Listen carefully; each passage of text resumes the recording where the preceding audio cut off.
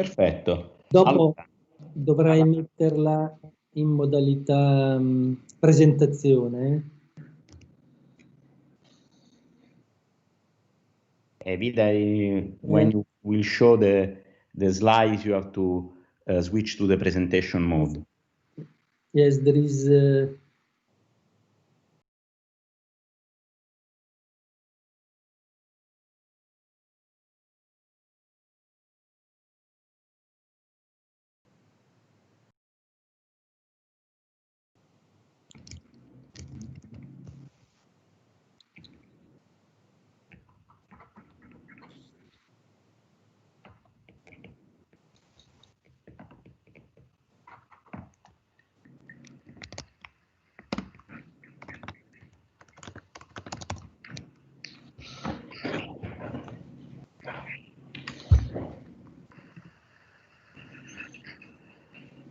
Okay, I think that we are ready to start.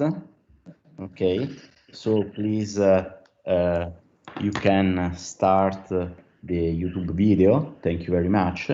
So welcome to the final of the PhD in Information Technology and Electrical Engineering, and the first candidate that is going to discuss her thesis is Anna Di Meglio. Please, you can start.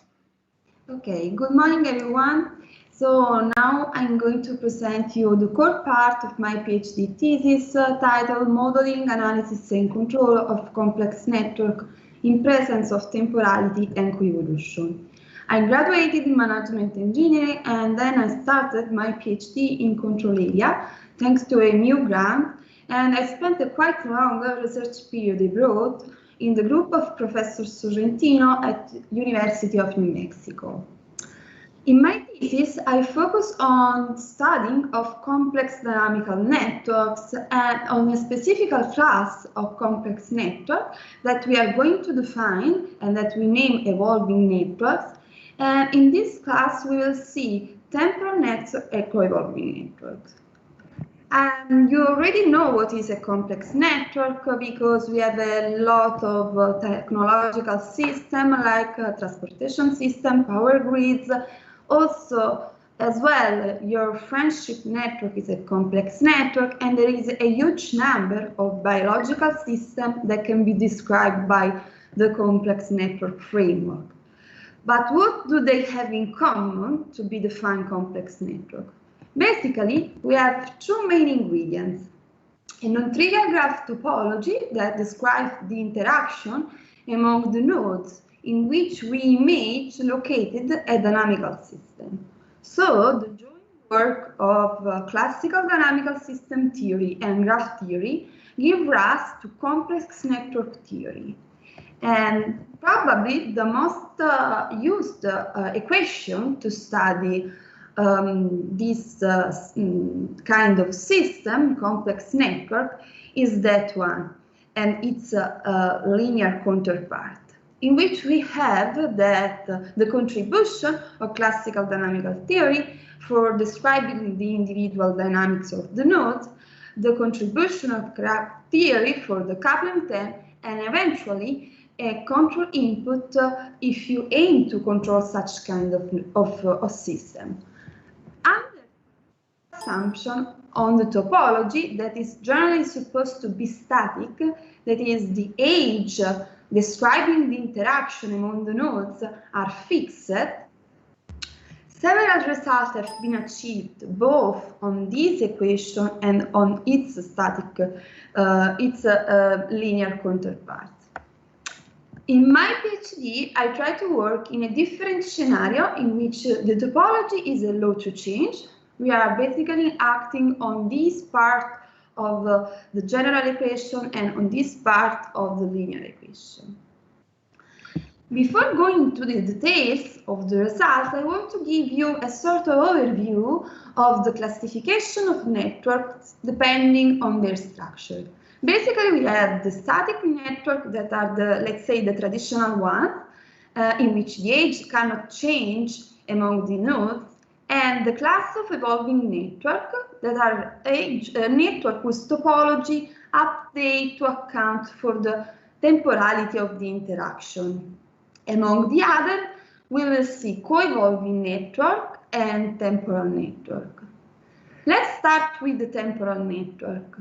The temporal network are network in which the edges are active only during fixed time intervals that we need snapshot. Basically, we have a sequence of graphs, and in each snapshot, the interaction are described by a graph constituted by a set of nodes, a set of edge, and an adjacency matrix whose element can be 0 or 1 depending on the absence or the presence of the edge at that time. What happens backpedaling to our linear dynamical network when we change this term in this equation from a control point of view? The group of Professor Barabasi, for who know him, start answering to this question in 2017 with a paper appear on Science, and that insert in a wider recent debate on the control of linear network with a limited number of control input. They basically found that the temporal networks are easier to control in terms of control energy required. They actually solve this optimal control problem, in which from now on this quantity will be denoted by control energy, and they saw that the temporal network required order of magnitude less energy to be controlled respect to a static counterpart. But this is not surprising, because you know we cannot go in the future, take an almanac, go back in the past and become the richest person on the world. And indeed, they make a strong assumption to know at the beginning of the control horizon the entire sequence of the adjacency matrices. So we try to relax this assumption by introducing the concept of stochastic temporal network, that is basically a temporal network in which you don't know what is going to happen in the next snapshot. And in particular, the adjacency matrix, the next adjacency matrix is drawn from a family of admissible adjacency matrices according to the realization of a stochastic process. Can we benefit from temporalities in this stochastic setting? So basically we would like to solve this optimal control problem, that is the reformulation of the classical optimal control problem in the stochastic framework, but we know this problem is not solvable as it is because we have a stochastic objective function and as well the constraints are stochastic, but noting that the problem can be viewed as a concatenation of m consecutive problem of reaching the next waypoint at minimum energy, and that in each snapshot the function of the control input of the optimal control input is given by the classical control theory, and given the realization of the stochastic process, and so the realization of the current adjacency matrix, the only unknown element of this function is the next waypoint. Employing the dynamic programming, we reformulate this problem in the minimization of the expected energy over the waypoints, and not more over the control input U. We formally solve this problem, and we nicely obtain that the solution, the optimal waypoints, are a combination of the target state that is given by the problem and the current state that is actually assumed to known. These results give us the possibility of comparing our approach to the deterministic one, and not surprisingly, we found out that the stochastic setting is more demanding in terms of control energy, especially when the duration of the snapshot is small. But we didn't stop there, and we continue to investigate if we can still take some advantage. And indeed, to see if we have some extra chance, we compare the a priori expected energy, the one of our theorem, with the average energy, the one in green, required to control a static network whose topology has been extracted from the family, in this case according to the uniform random variable. Again, we have that when the duration of the snapshot is small, and so in the temporality, when the regime is fast, we do not have time to take advantage from temporality, and the uncertainty prevails.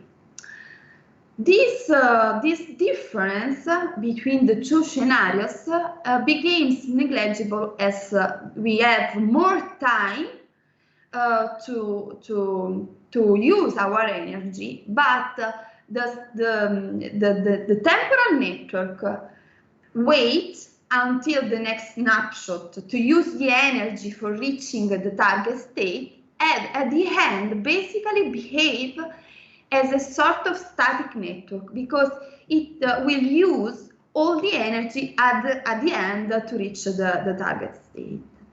However, we observe that there is still an intermediate regime to take advantage from the temporality, and where the time scale of our dynamical network, that in this case are easily detected by the eigenvalues of the adjacency matrix in each snapshot, match the temporality of the network structure.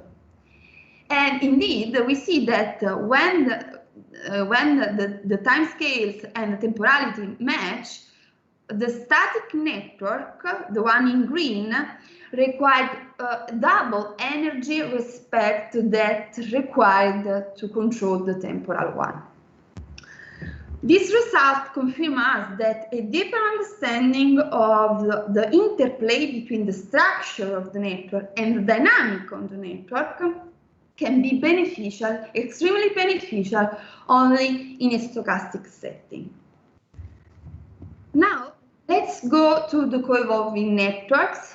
The co-evolving networks framework is especially useful where you need to model also, dynamically model also the interaction among the nodes. Indeed, a co-evolving network is basically a complex network in which we add also to the age a state variable describing the dynamical evolution of the interaction and how this interaction is mutually interconnected with the node dynamics. This framework, as I said, is particularly suitable for describing situations in which the interaction need to be modeled, and when, for instance, the interaction formation need, let's say, a certain amount of inertia.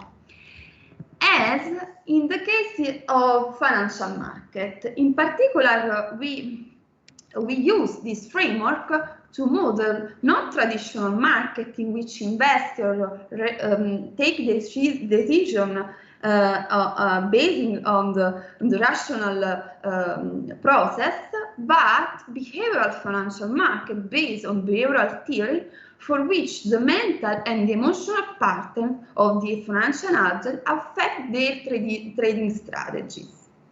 And indeed, we observed that there are a lot of collective behavior, of cognitive bias that can be considered as drivers of, let's say, speculative bubbles, financial crashes, like the herding phenomenon, a sort of imitation process for which the agent takes decision not depending on what is right, but on what other charismatic people do.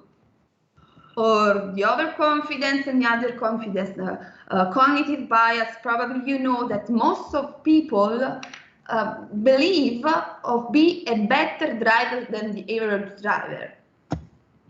and the rule, of course, of reputation in the influence networks that nowadays is more and more evident. Okay, in this context, we build our financial market, our behavioral financial market, by associating to each node a financial wealth and a set of behavioral variables, for instance, the risk attitude, so how the investors decide to behave in the market, and a reputation function. All these variables define an input for our age dynamics that in turn impact on the interaction among the nodes.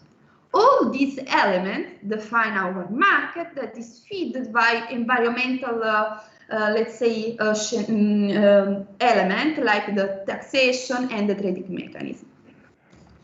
More specifically, these are the equation of our market, where in red I highlight the nodes variable that you see are strictly correlated and affect the age dynamics. In particular, we select the age dynamics inspired by the age snapping mechanism to describe a sort of activation-deactivation logic that is at the base of the interaction formation. It can be viewed as what happened to a mass moving in a double well potential. And in particular, suppose that J, node J, is in the potential neighborhood of I, and supposed to be in the well corresponding to sigma J equal to 0. That means we do not have interaction between these two agents. The link will be activated in this presentation even only if the reputation of agent I is higher than the reputation of agent J.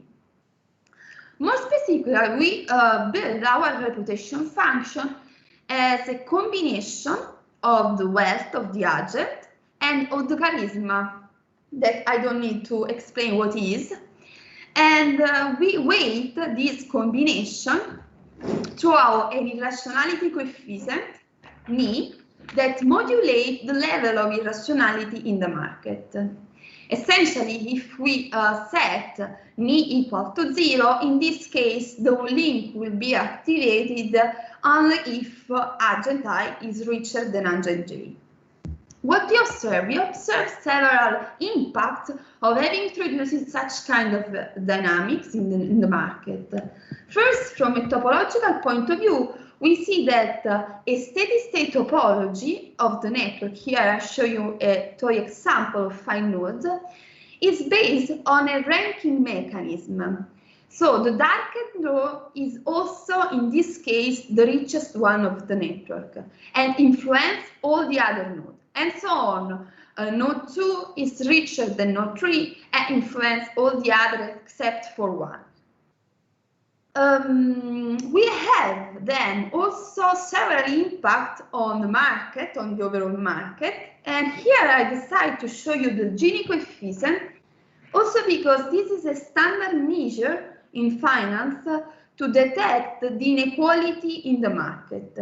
Basically, if Genie coefficient is near to 1, we have that all the wealth of all the capital in the market is owned by just one person in the market, and 0, of course, otherwise. And we see that in the rational market, the rational co-evolving market is able to be to steer the network towards a more equal wealth distribution, respect to a random interaction here in magenta and no interaction in black. As we increase the level of irrationality, the topology is always based on this kind of ranking mechanism.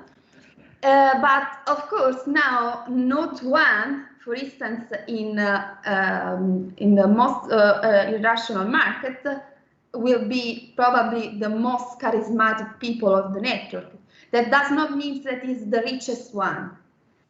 And moreover, we have that high level of rationality can, at the end, nullify the beneficial effect of having introduced in age dynamics, because you see here the Genie coefficient patterns are qualitatively similar to the one in which we do not have interaction in black. This result spurred us to better investigate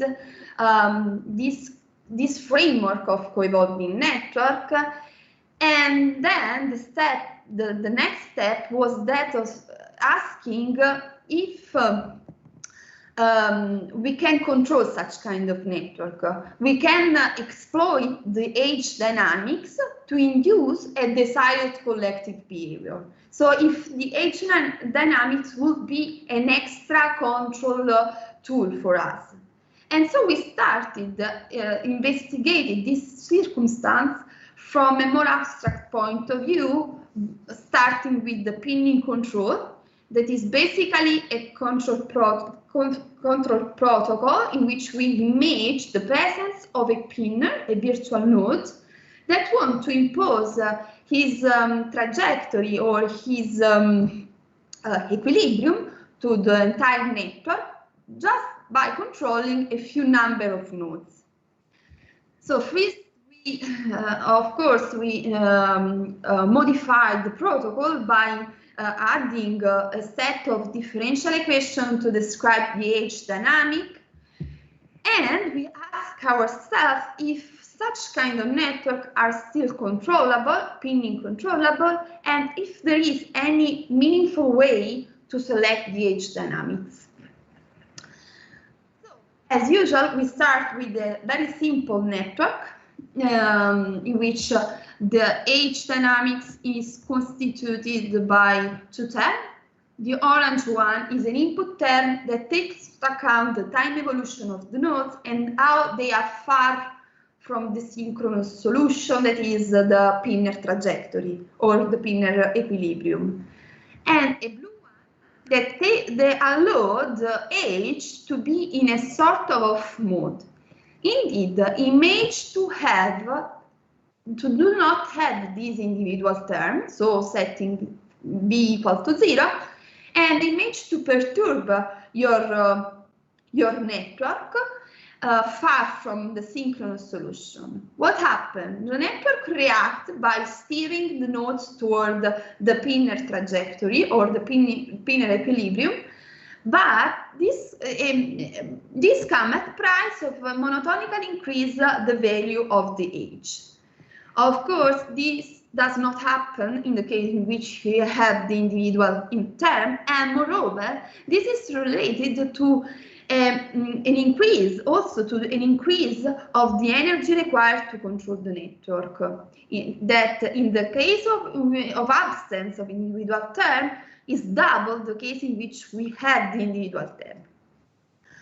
So we derive formal condition from a structural and a dynamical point of view that guarantee us that, first of all, the network is still controllable, and then we use some of this condition to oppose an optimization control problem. So, spurred by the idea that we can still better optimize the amount of energy we use to control such kind of network, we pose this problem. I will not go into the details of this problem, but I want to say to you that this is just the minimization of the maximum energy required to the network to react to a local perturbation around the network equilibrium. This problem is in general only numerically solvable, but we formally solve this problem in an easier case in which we have, for instance, scalar node dynamics, and the age weights are taken to be equal for all the asymptotic age weights are taken to be equal for all the age of the network. And go to the conclusion And I hope that in this presentation was clear that the fundamental paradigm of complex network theory is that of taking advantage from the peculiarity of the structure of the network from a controller modeling point of view, or whatever you want to do with the complex dynamical network. I try to keep in mind in my PhD, and in particular, I try to investigate what happens when the network structure is evolving. So we see, I show you that we can still take advantage from the temporality of the structure even in a stochastic framework when we want to control temporal network in part 1 of the thesis. And we nicely use co-evolving framework to model let's say a real instance of financial market, and it turned out that this was a particular suitable framework to model a situation in which the interaction need to be modeled. And then I give a couple of examples of application of control as the pinning one that I quickly show you. And then the third part of the thesis that for sake of time I didn't show in this presentation, I focus on two examples of application in which you have the possibility of exploit the peculiarity of the structure from a control point of view, even in a static case. These are my publications. I will go quick as they are already reported in the activity report, and that's all. I want to thank you for the attention, and also my group, both in Naples and in Albuquerque. Thank you. Thank you very much, Anna. Thank you for being in time for this nice presentation. If there are questions from my colleagues.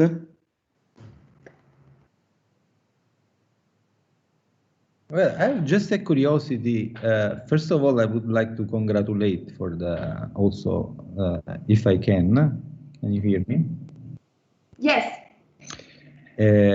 For the very interesting work and nice presentation. I was just curious, since this is not an application as I've did, about this Genie index that you have shown like a change in the order of 1%. If this is in the reality application meaningful when you want to judge the real difference in, let's say, different geographic contexts, you want to show the Gini index between different geographic contexts. If this 1% that we see here, that seems to be anyway above noise. In your opinion, just to have an idea of the potential application. So there is, of course, noise, but of course, you know, this is due also to a lot of the presence of a huge amount of stochasticity in the model that I will not go into the detail, but of course this variation can be at least a sign of let's say inequality, so to let's say going towards a more unequal market. So if you pass from 0.68, okay, to 0.71, 72. Okay, it's 1-2%. 1-2%. Yeah, 1-2%. It's already a good sign. See, I mean, not if you compare, for instance, Occidental countries with, unfortunately, you know, Africa or something similar. But still. But in the set of the similar countries is of course a good sign. Okay.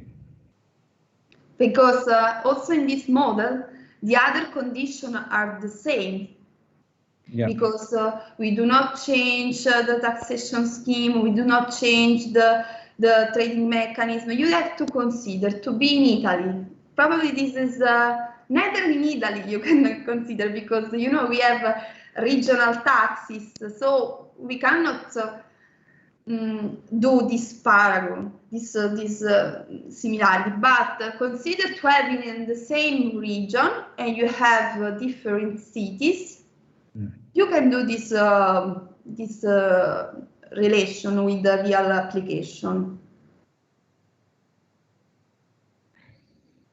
Thank you. Okay, Simone, do you have a question?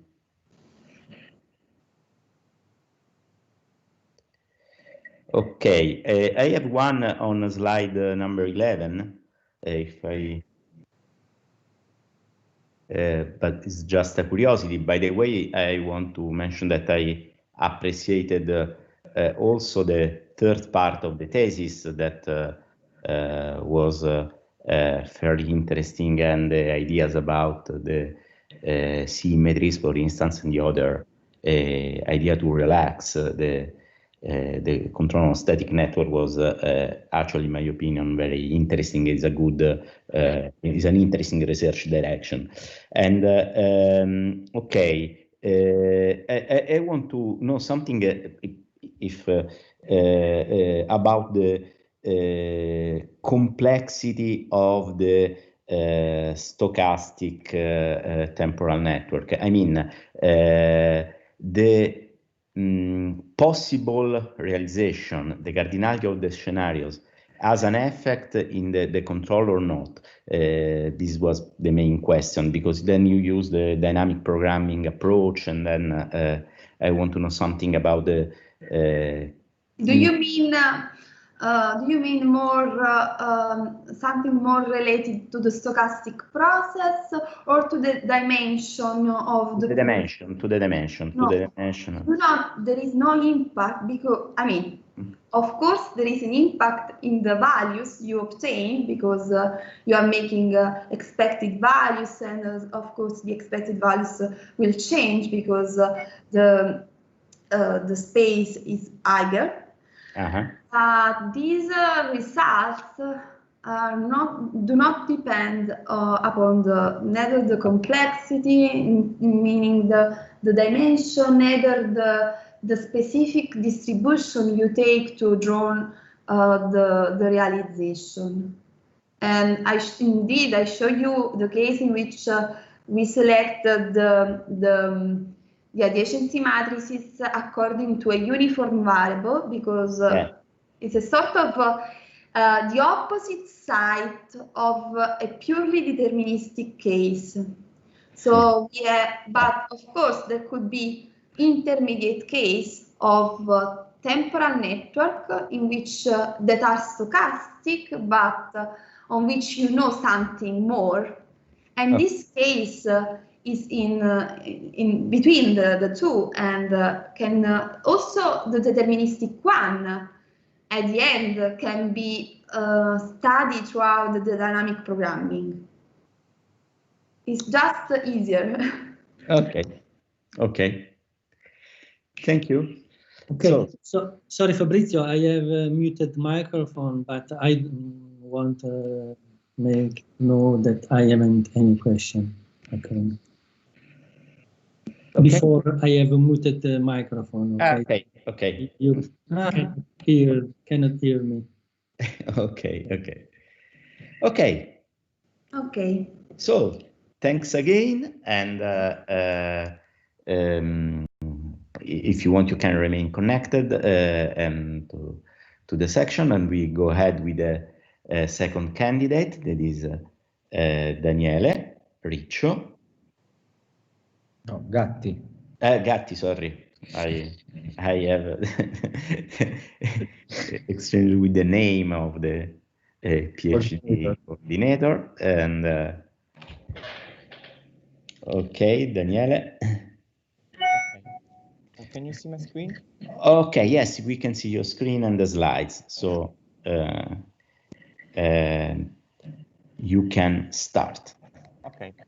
Good morning. Once again, sorry, Daniele, 25 minutes or so. If you see a message appearing on the chat, if you are running late, okay? Okay, thank you. Good morning. I'm the candidate Daniele Gatti, and my tutor is the Professor Pasquale Arpaia, and the title of my thesis work is Low-Cost Transducer Network for Real-Time Movement Tracking. This is my background. I'm graduated in 2016 in electronics engineer at Naples, and then started the PhD in 2017.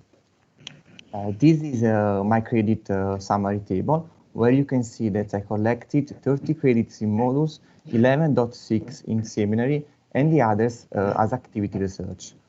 During the PhD, I spent half of the second year aboard at CERN in Switzerland at the robotics teams. In the first part of this presentation, I will introduce first the indoor tracking problem, then the state-of-the-art tracking solution, and the proposed hybrid heading and tracking system. Finally, the realization and the results. Okay. In general, a tracking system is a position and orientation measurement instrument. In particular, the position and orientation of a target are measured with respect to a fixed reference frame. Many application needs to know the dynamic target position. For instance, domotics, augmented reality, robotics, and so on. But in general, the outdoor technology are not applicable in indoor environment. For instance, the GPS reaches 1 or 2 meters when it's used in indoor environment. That usually it's not enough for the most of the applicative case. I'm starting with some definition. We can call an orthogonal reference system that contains a fixed beacon node, the reference frame. The reference frame is in a fixed position and represents the reference for the measurement. One or more target nodes are located on a second orthogonal reference frame, called the localized frame. So the position and technique measure the orientation and the position of the localized frame with respect to the reference frame. The localization problem can be faced in two phases: the localization parameter extraction and the localization algorithm. The first phase is strongly related to the technology. For example, the main technology are radio frequency, ultrasonic, or infrared. In general, a wave signal is exchanged between the fixed beacon node and the target. And then we can obtain some parameter. For example, the distance or the relative angle depends on the localization algorithm needed.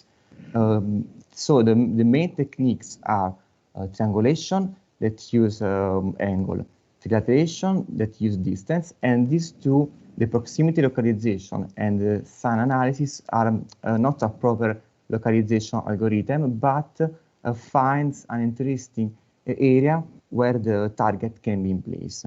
Now we are moving on another technique that is the inertial navigation. This technique measures the orientation and position using an inertial navigation system. The inertial navigation system is based on the accelerometer and gyroscope measurement.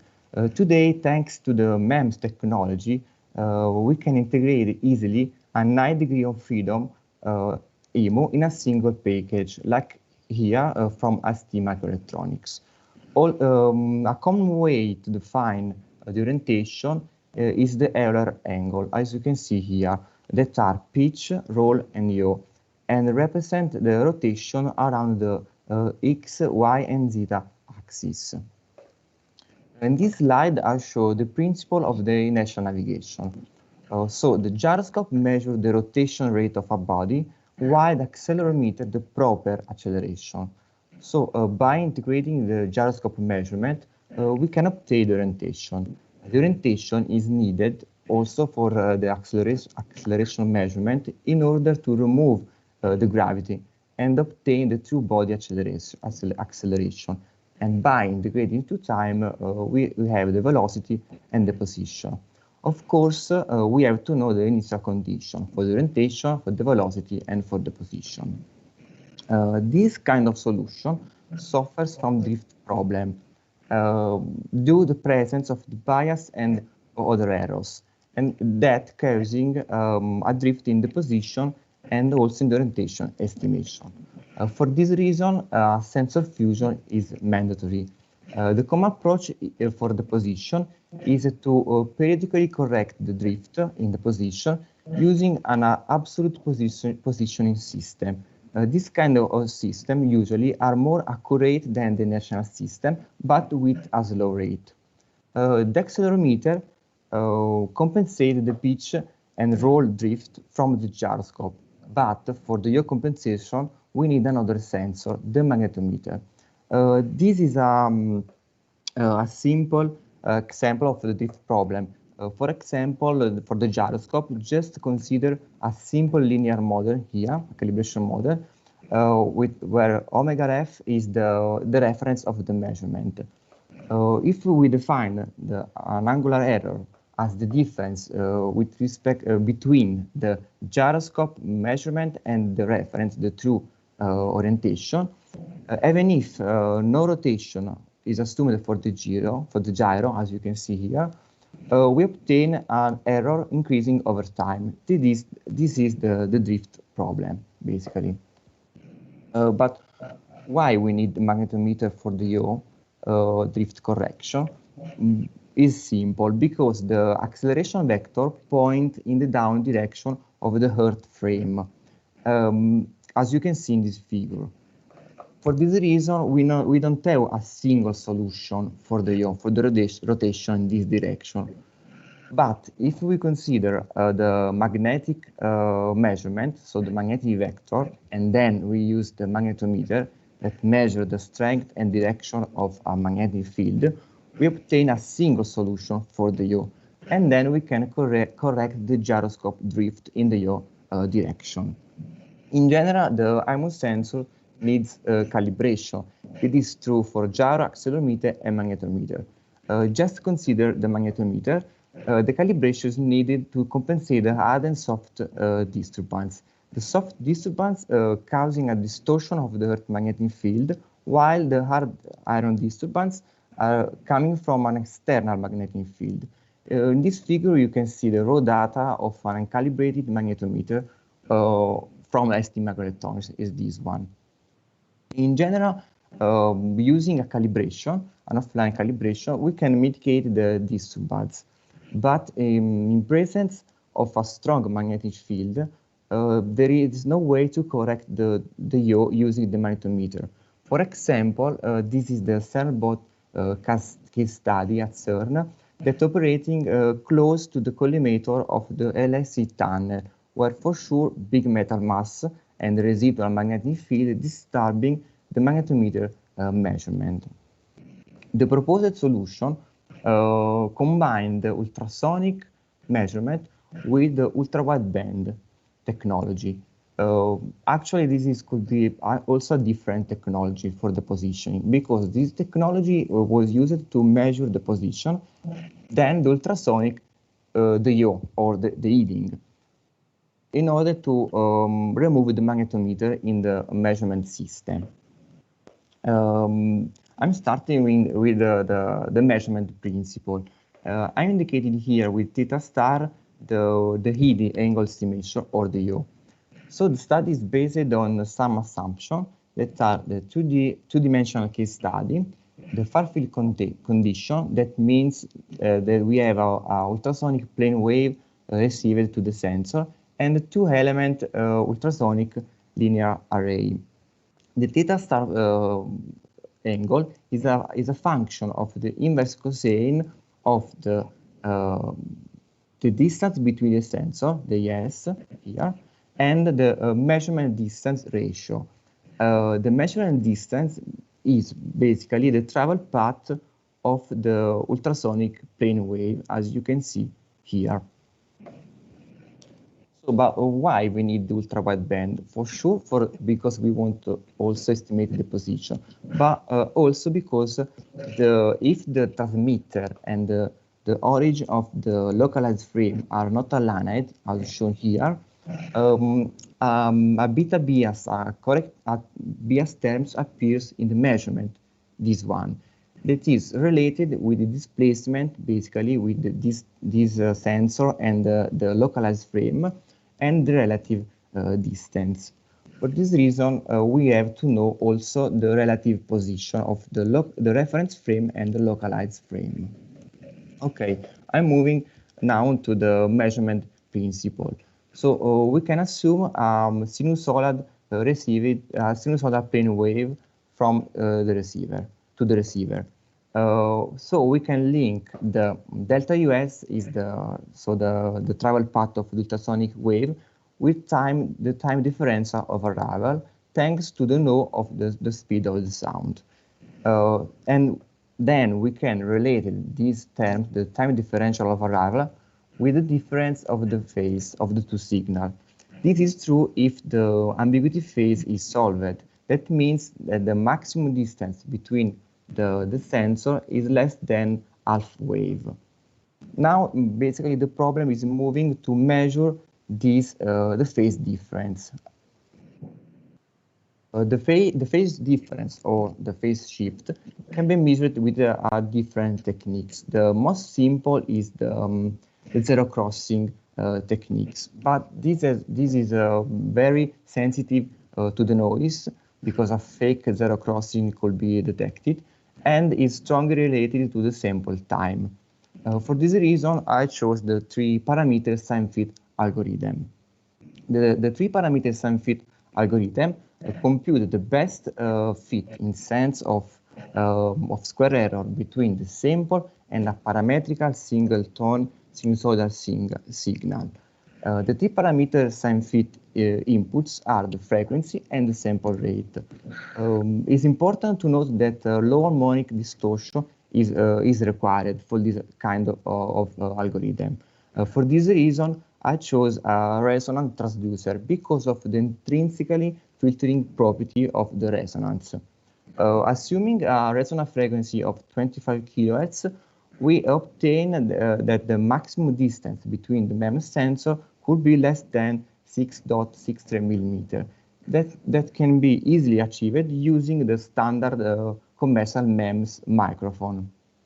Okay, now we are moving to the realization, and this is the transmitter, the low-cost piezoelectric cylindrical transmitter sensor with a 25 kilohertz nominal resonance frequency.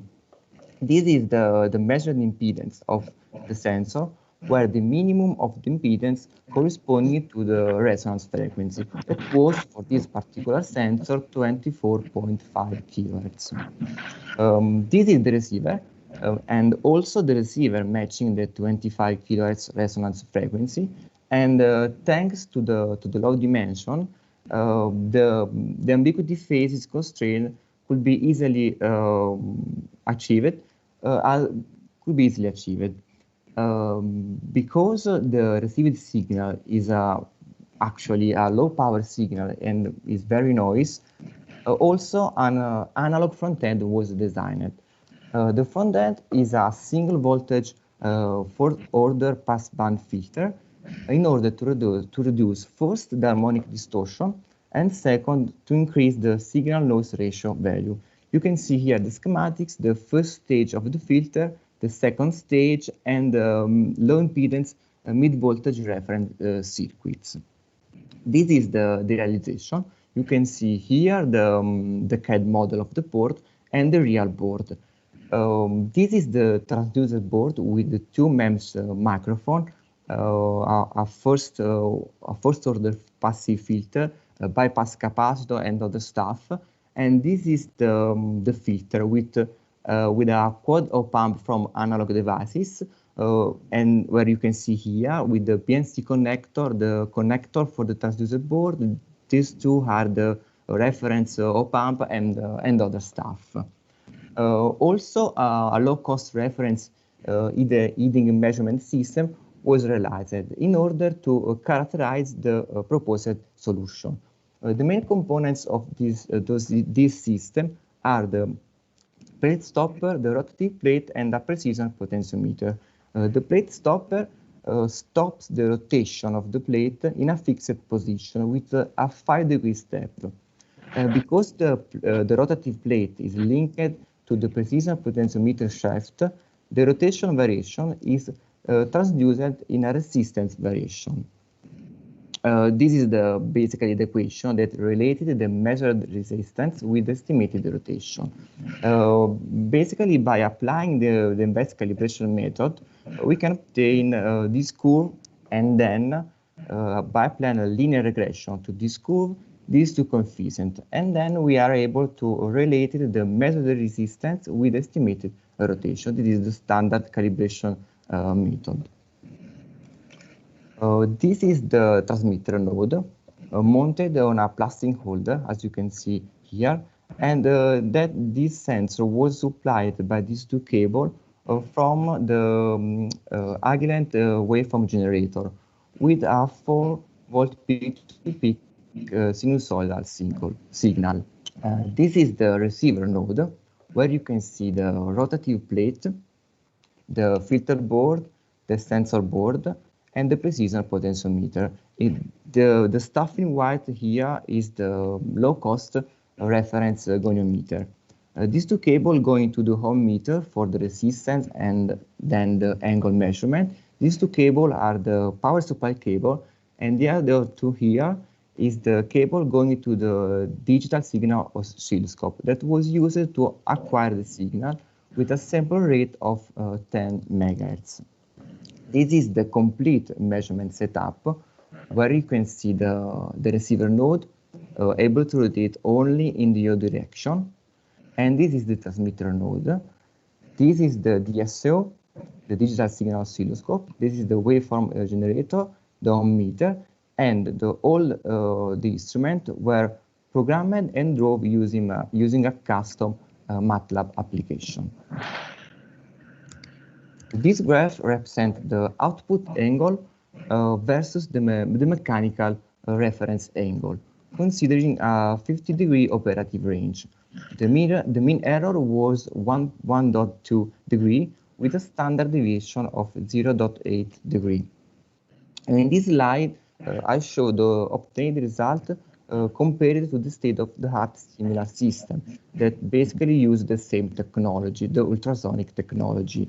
As you can see, the proposed solution show better performance in terms of maximum operative distance, maximum error with a comparable operative range. Also, the impact of a different data acquisition system was evaluated, in particular considering the low-cost microcontroller STM32 from Microelectronics. As you can see in this table, even if the sample rate of the microcontroller is less than the digital signal oscilloscope, we obtain FT number, so the FT number of bits is increasing. First, because the nominal number of bits of the microcontroller are greater than the DSO. But that also suggests that the most power of noise is coming from the ADC quantization process, not from the analog electronics. With this study, I want to show the effect of the environments. In particular, if a reflective surface is present near the receiver, for instance, a wall surface, the received signal, as you can see here, is composed by two terms, the direct and the reflect path. The effect of the reflect path of these terms is for sure strongly related to the amplitude and to the phase of the reflected path. You can see here in this figure the reflected path and the direct. So it's important note that this amplitude is in sum with this other signal, and if it's too high, disturbing the measurement, but also the phase or in particular the phase difference between this term and this term here impact on the measurement. The amplitude is related with the emission angle dependency for the transmitter and the receiver sensor and for the travel path. While the phase basically is only related to the travel path difference. This is the sound pressure level and attenuation with angle for the transmitter, and this is the receiver voltage attenuation with the distance.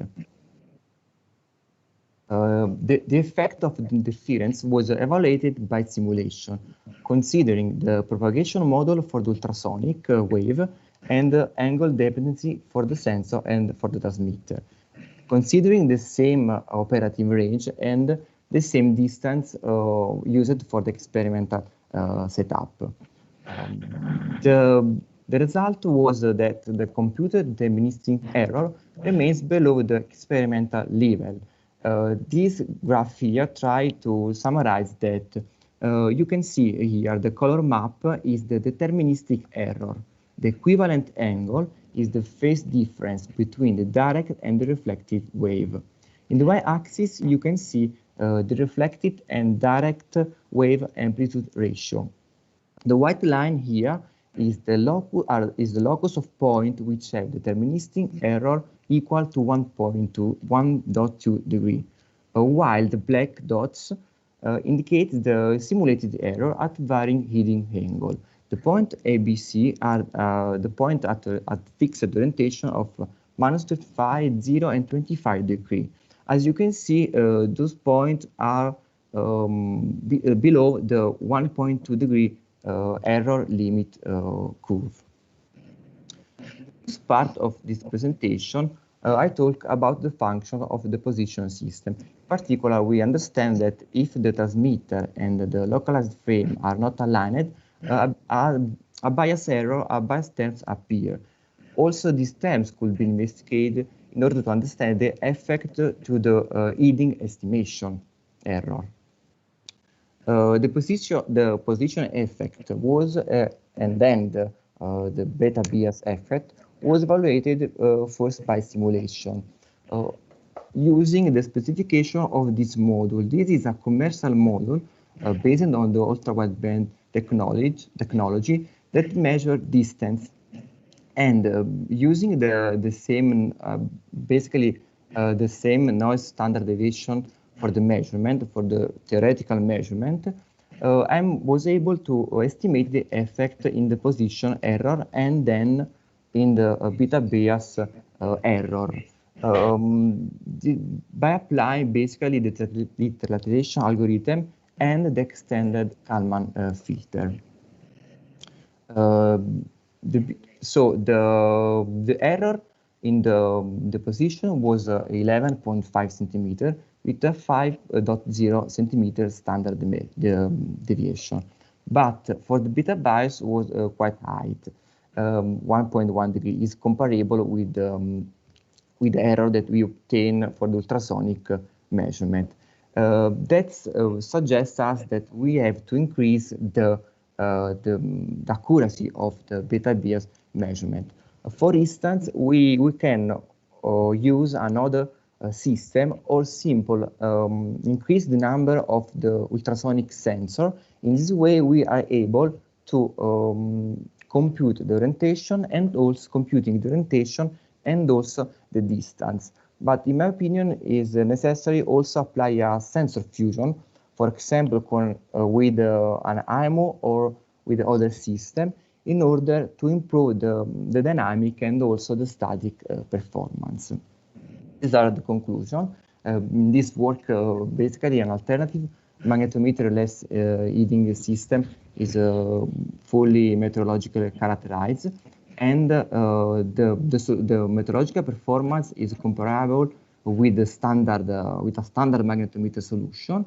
But we know that the proposed solution now needs to know the target position.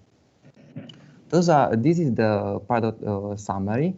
the scientific products, and this is the poster and the presentation made during the PhD. Thank you for your attention.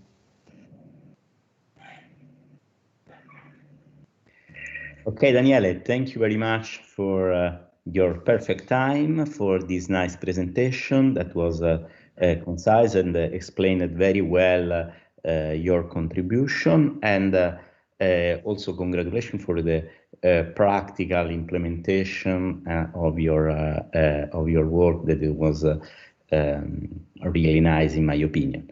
There are questions from my colleagues. Oh, I have a little remark on the presentation. Since I have seen you have published on IEEE transaction on instrumentation and measurement, and so I beg you to pay more attention on the unit of measure that should be never written in italic. Okay? Oh, okay. Yeah. Okay? Never. Thank you. The unit of measure in italic, that should be always written in tondo. Okay, Roman. Okay. This is my little remark on the presentation. Oh, yeah. Thank you. Fabrizio?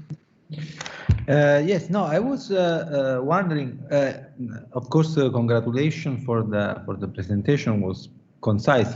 Maybe for issue of time, you did not go too much into the application that you have discussed of the positioning system for the surgery. But I was a bit curious on that, because of course you compare the performance with respect to the magnetometer solution. What about the constraints for the surgical application area? Do you think that you are in the accuracy range that would be compatible for application with assist surgery? Second, I was wondering why you or maybe this is the message I got from the technological consideration in the thesis about the fact that system based on infrared technology cameras, which widely can outperform the system, the electromagnetic ultrasound system, are widely confined to military application, to ultra cost. So I was wondering if you have an idea of this cost, if you are aware of a commercial solution that are not from the military. There is something that comes to my mind, like the Polaris technology or the Polemus technology, which of course have some limitations, of course, but also offer positioning system using infrared solution. So I was just wondering whether you can frame also your work in the more general technological context of currently available commercial product. Sorry, I lost a part of connection, I think, but I got two questions. One was about the cost of other solution. Yes, I have something to show. And the first was about the performance for the surgery, for the augments application, basically. Is true, or I'm missing something? Yeah, more the performance. I was wondering the constraint. So you talk about harsh environments, you talk about accuracy range. So are you within those specs with your system? Do you think you are close to meet the specification for robot assist surgery monitoring, or are there commercial solutions that also offer competitive solution. For example, when I read here high cost $15,000, this is incredibly small cost for medical device. So that's exactly what I wanna verify, because when you talk about low cost and high cost, it's sometimes important to give some numbers, which I couldn't find in the thesis. So numbers, because what you feel are high cost for a lab or could not be the same for a medical device. So it's very relative. Yeah, this is true. Yes, is right. Actually, this system was thinked for application, for low-cost application. That yes, it's not true that the medical application is a low-cost application, but the idea of this system is to let's say to tracking the orientation or the position. First, the target requirement, the accuracy requirement are in the target, because it's not used for the for example during the operation that we need more accuracy. For example, the optical solution is a good solution, but also the magnetic system is very nice for this kind of application. But this is think for example for the for a training phase where we don't need more accuracy, but for example we want training more user. For example, you can training in a standard laboratory, for example at university, where you don't want to spend too much of money. But yes, it is a good observation. And for sure, if you have to apply this system in a real scenario, you need a more accurate system, and for sure you are able to spend much money for this accuracy, basically. I agree with this. Of course, this doesn't subtract anything to your presentation. My attempt to frame your work in a more global technological context, because otherwise some people who, for example, come from my field, I'm a biomedical engineering, might feel that. So it's very important to clarify the segments that where we are looking for. Of course, if you are developing a technology which in the end can be low cost, like $50 per that's just different applications, which is very important, low cost, but then cost becomes one important topic, you know, of the problem. Thank you. Yeah, I agree. Thank you.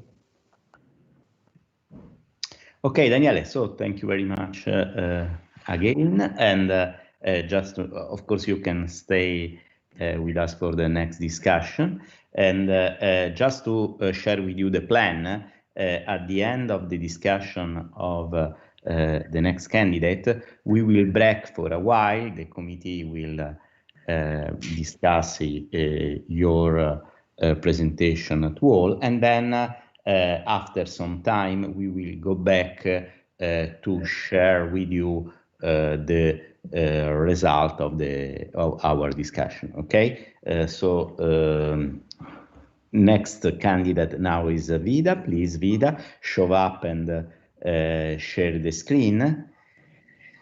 And Daniele, please stop the screen sharing, otherwise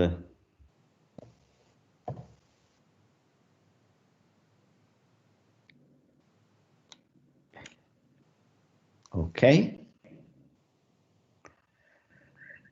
Okay. Oh, thank you. Perfect, Vida. So rules are of course the same. So you have about 25 minutes starting from now, and if you are running late, I send you by chatter a reminder. Okay? So please. Okay. My thesis topic is efficient hardware accelerators for recurrent neural network system on chip. design. I have graduated science in computer engineering at Tabriz University, Iran, and also master science in a computer architecture, Tabriz University, Iran. Because this is my background, I wanted to learn more about hardware which is used to design computer architecture. I have started working on a low level on the design. And currently, I have finished the third year of PhD in Information Technology and Electrical Engineering at the University of Naples, Federico II, under the supervision of Prof. Petra. I was a winner scholarship for international students. This is a comprehensive table for modules, seminars, research for 3 years, and my publications. So the topic I have been working on as a researcher is neural networks. In recent years, neural networks have been widely used for data modeling and classification. There are many types of neural networks, and in order to show you what I have done, I need to go through the definition of biological neural networks. A biological neural network is a series of interconnected neurons whose activation defines recognizable linear pathway. The interface through which neurons interact with their neighbors usually consists of several axon terminals connected via synapse to dendrites and the other neurons. If the sum of the input signals into one neuron overcome a threshold, the neuron sends an action at the axon and transmits these electrical signals along the axon. Second one is artificial neural networks. Artificial neural networks are mathematical models inspired by biological neural networks that constitute animals' brain. What is an artificial neural network? Starting from the idea which is behind the real biological neural network. Artificial neural networks are just the position of computational layer. I have several layers which are represented the connection between neuron into a biological neural network. So basically, a circuit wants to implement neural networks while have a block which is usually feature map computation, which is the just first step of elaboration, very simple, and the circuit needs to implement a series of layers. Each layer is actually a circuit that needs to compute several things. And finally, I have a few particular layers like the fully connected layers. So that is a general artificial neural networks. And last one is recurrent neural networks. So in that my case, I have been working on a specific type of a neural network, which is recurrent neural networks. Recurrent neural networks are the natural extension of convolutional neural networks. The main difference is use of memory that allows modeling dynamic data such as sequence. As a consequence, the computation of the result in a recurrent neural network is based on a feedback architecture. And here again, there are several algorithms have been widely studied and work very well. But the problem is that when we want to implement this neural network, we need very powerful circuits.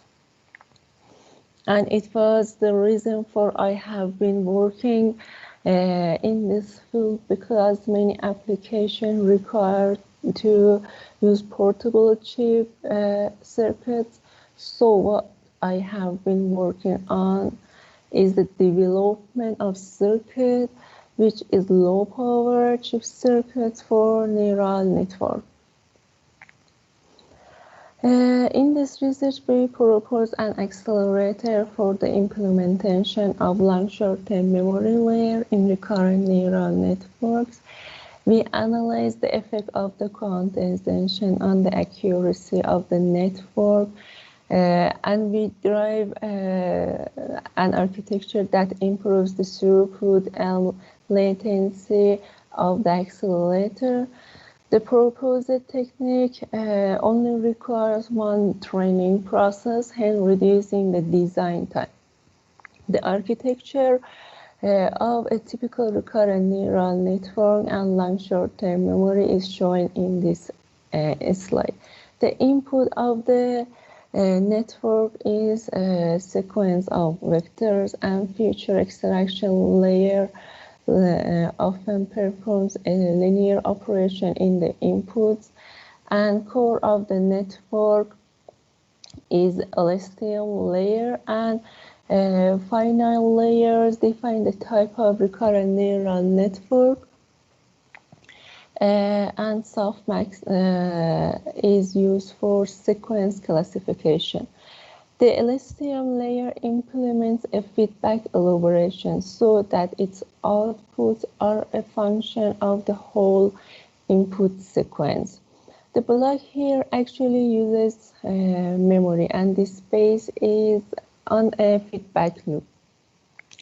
The problem everyone knows that is everyone wants to design the circuit has loop.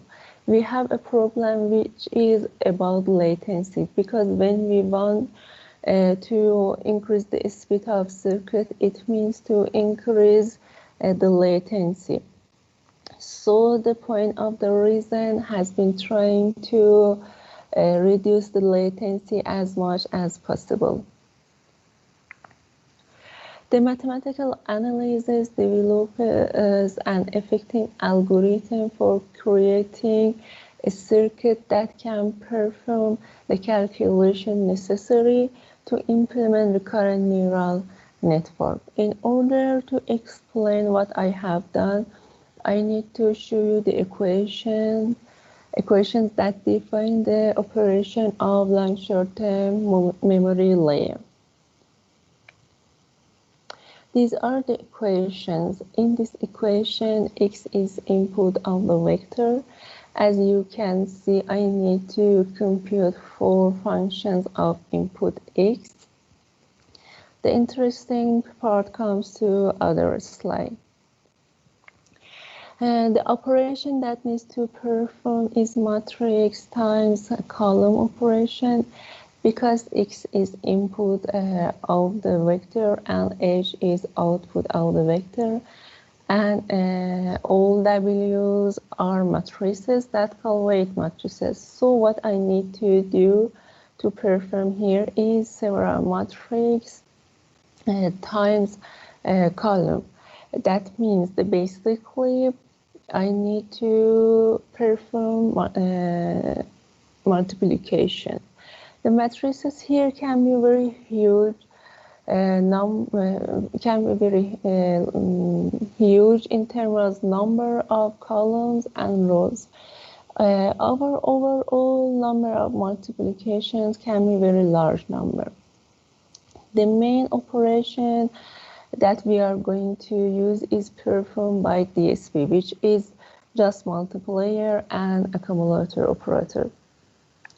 The basic operation is very simple, but the point is how we can parallelize this operation in order to improve the latency of the circuit.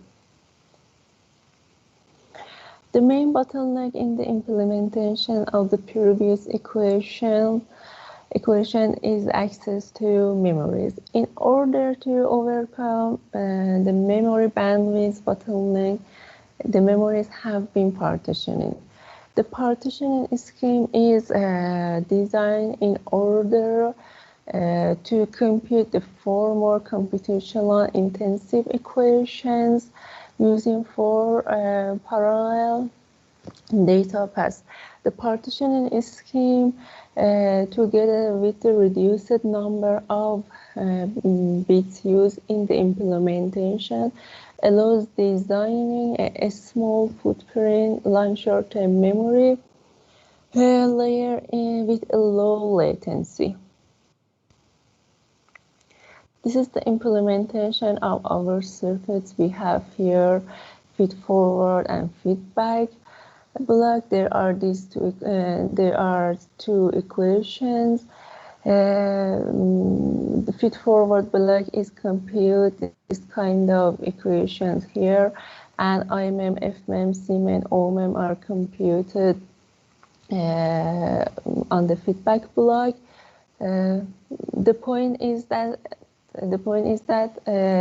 feed-forward equations are very similar to feedback equations. We need to compute a matrix multiplication, which is sending to perform here. If we have a good approach to implement feed-forward block, we also have a good technique to implement feedback block. So that is a reason for we were working on two things together, and what we have done, the developed this 3D parallelism technique that allow us to extract 3 different types.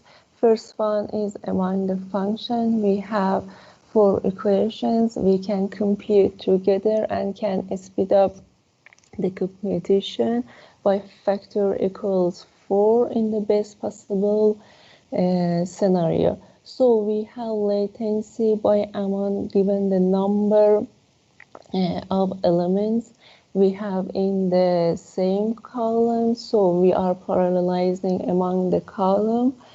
And of course, when we do that, we need to schedule the way to use DSP and multipliers. In order, we want to make sure that not only we are going to do many competitions together, but we want to make sure always have something to compute. We are always using DSP, otherwise we are going to increase the latency. Finally, we can have a parallelize among the line. Here again, we can take several values from column and several values from the line and then multiply together. But we want to make sure we are not losing like cycle to sum the results and put this partial product together. We want to schedule the things that allows us to have always all DSPs doing something. So in this case, the scheming of operation is quite sophisticated. It requires a proper strategy. The details of strategy are explained in the thesis. This kind of parallelism isn't as easy as the others too, but we can give good results. So what we have done, finding and dividing the parallelism scheme allows to have the best possible latency on the circuit. The increasing the number of DSP is meaning increasing the number of multipliers and accumulators. We can reduce the latency because we need a low number operation to finish. But there is an ideal number that we might want to try to reach it, and this ideal number is just by given overall number of operations divided by number of DSP. So we can draw a line shows the ideal latency the circuit can have, but in our case we have developed a circuit that really close to this ideal value. This is the final results of our circuit implementation, which is based on single specific application. The application I'm going to discuss is a voice recognition. The accelerator implements the long short-term memory block of recurrent neural network. The numbers of implemented circuits are recalled in this slide. We have designed a circuit which is used, for example, local speech recognition to identify a speaker among 9 possible candidates, and we are going to use matrices for feed-forward and feedback block, and so we have overall the number of operations which is roughly 3,000 for feed-forward and 9,000 for feedback block. The most important number is low latency, which is 16 for feed-forward and 48 for feedback block. Overall, we use 240 DSPs. This is 2 ways we had implemented the circuit. How is my circuit is designed? I explain here. This is an architecture of feed-forward block which is using 48 DSPs. This architecture allows us actually make that work at any clock cycle. And we have input, but also add to our circuit the input scheduler and output scheduler. These 2 schedulers are here are needed to order to drive the correct input to the DSPs and make kind of memory allows the circuit to pass the output with the proper scheduling on the feedback part of circuit.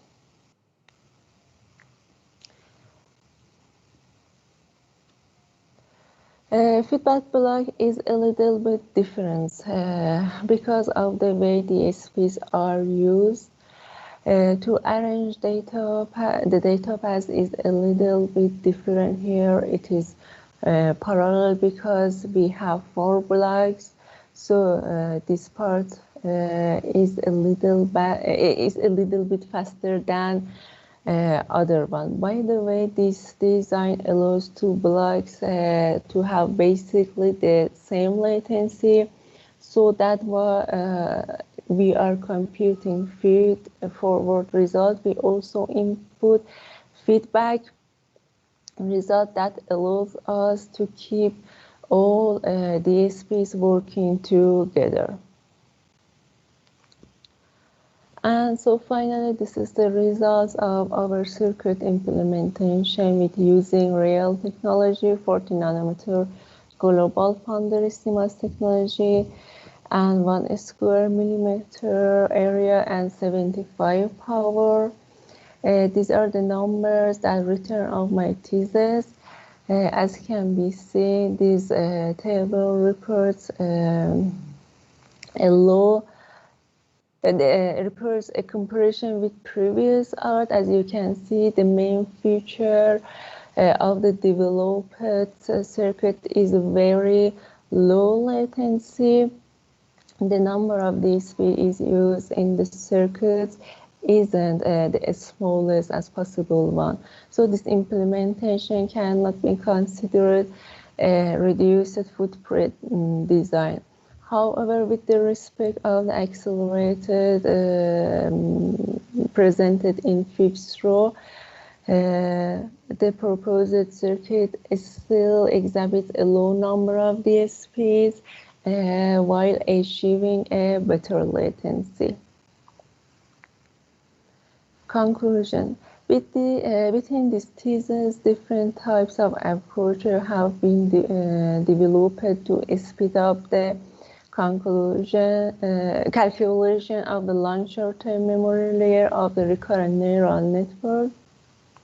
The analysis conducted in the conclusion provides a valid method to be able to design a recurrent neural network based on long short-term memory for any type of application. In particular, following this type of approach, it is possible to consistently decrease the latency of these types of circuits, allowing them to obtain the results that are close to ideal case.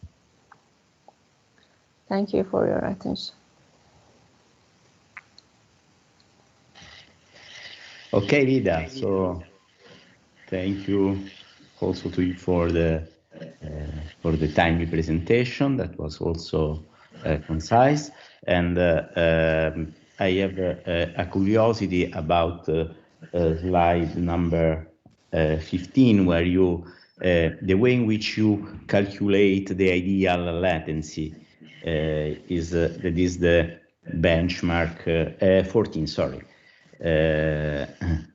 So the yes, okay. So sorry again. 15, in which you define the okay, the ideal latency, and you are able basically to get very close to the ideal latency in the application you proposed, right? Because yes. Okay. There are questions from Professor Esposito, Professor Orcioni. Fabrizio, Simone? No, some on the last slide, you in the comparison with the comparison with the other. Okay, yes, yeah. Okay, I think that with the k in latency, okay, with the number k, you mean 1000? Yes. Okay, because and m is okay. I think that this prefix of unit of measure are meant to be used with unit of measure. Okay, hello. Okay. I think it's preferable to use power of 10. Okay, and okay. Okay, sure. Thank you. Also, because the k should be not capital. Yes, yes, you are right. You are completely right. It's Kelvin, but this is not my question. Okay, the comparison, for example, with the sixth row. Okay, you mean that with in the sixth row with 1504 DSP, they reach 16,000 latency instead of 60 of your implementation?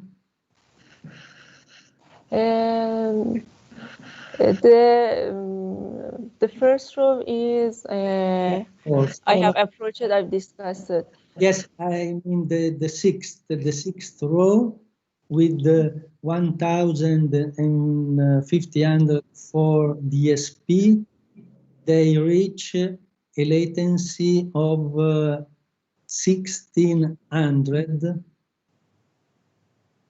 Yes. Okay, with respect to 60 of your implementation, okay? Yes.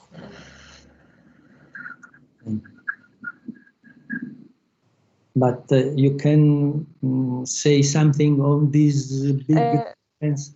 For example, so the fifth row is about sixth order greater latency. For example, no, the circuit on the second row and circuit on the third row is still a circuit we have developed. If we want to use a very small circuit, we actually can with the technique I have presented in this thesis. But the best possible technique, according to our opinion, is one that I show in the first row. And the force data path used to compute the recurrence operation allows reduction the recurrence latency by 75%. And furthermore, the use of full memories allows to reduction overall latency by 49% with the same number of arithmetic units used.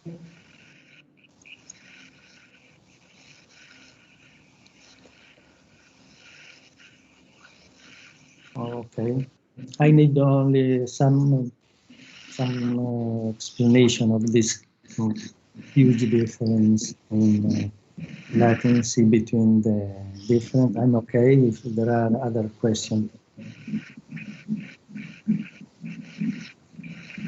Okay. Other question? Okay, so thanks again, Vida. For all candidates, we stop on the meeting on this channel, and we will be back in about half an hour, and then the committee will present the final result. Remember that this is different from the laurea degree. The committee does not release a degree, but will make a recommendation, okay? So don't expect the release of degree today, because this is not the case in the PhD, in this PhD exam. So see you in half an hour on this channel. Thank you very much for your work again, for your presentations.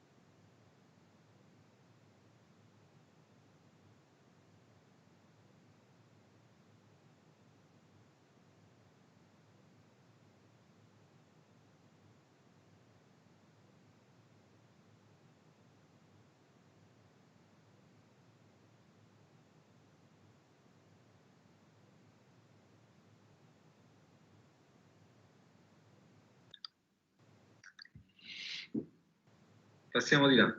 Ok.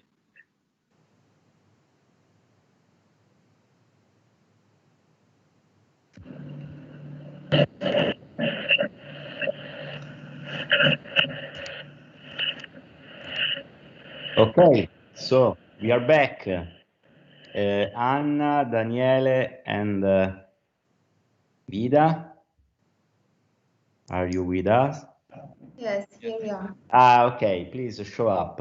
Now I'm going to read the official statement. Once again, we don't release formally the degree, so I'm going to read the statement in Italian for each candidate. As a general comment, the committee was very happy about your work and your presentation that were interesting, nice, and well done. And of course, wish you good luck for everything. But let's start with the formal part. Ok, so Anna Di Meglio, la commissione, valutati i risultati scientifici conseguiti e il grado di approfondimento delle metodologie per la ricerca nello specifico settore, della formazione scientifica raggiunta nel corso degli studi di dottorato del candidato, e considerata l'originalità della tesi finale scritta, tenuto conto dell'esposizione che ne è stata fatta, la valutazione espressa dal collegio dei docenti sulla complessiva attività svolta dal candidato, propone che alla dottoressa Anna Di Meglio venga conferito il titolo di dottore di ricerca.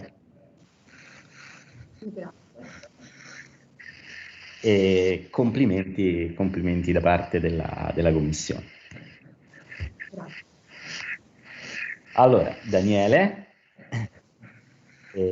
la commissione, valutati i risultati scientifici conseguiti, il grado di approfondimento delle metodologie per la ricerca nello specifico settore e nella formazione scientifica raggiunta nel corso degli studi di dottorato del candidato, considerata l'originalità della tesi finale scritta e tenuto conto dell'esposizione che ne è stata fatta e della valutazione espressa dal collegio dei docenti sulla complessiva attività svolta dal candidato, propone che al dottor Daniele Gatti venga conferito il titolo di dottore di ricerca. Complimenti ancora anche a Daniele. And finally, Vida, I read the statement in Italian, but I'm sure that you understand. And la commissione, valutati i risultati scientifici conseguiti e il grado di approfondimento delle metodologie per la ricerca nello specifico settore, della formazione scientifica raggiunta nel corso degli studi di dottorato dal candidato, considerata l'originalità della tesi finale scritta e tenuto conto dell'esposizione che ne è stata fatta e della valutazione espressa dal collegio dei docenti sulla complessiva attività svolta dal candidato, propone che alla dottoressa Vita Abdolzadeh venga conferito il titolo di dottore di ricerca. Congratulations Vita, e congratulations. Thank you so much. Thank you so much. And appreciate. Once again, let me remark once again that we were very happy about your work and we wish you all the best for your career. And in bocca al lupo. È stato un piacere e speriamo di rincontrarci nel corso della nostra vita professionale e accademica. Ok? Grazie mille. Arrivederci a tutti. Complimenti a tutti, saluti. Saluti. Complimenti. Thank you for everything. Have a good day. Thank you. You're welcome. Bye. Bye. Bye. Bye. Bye.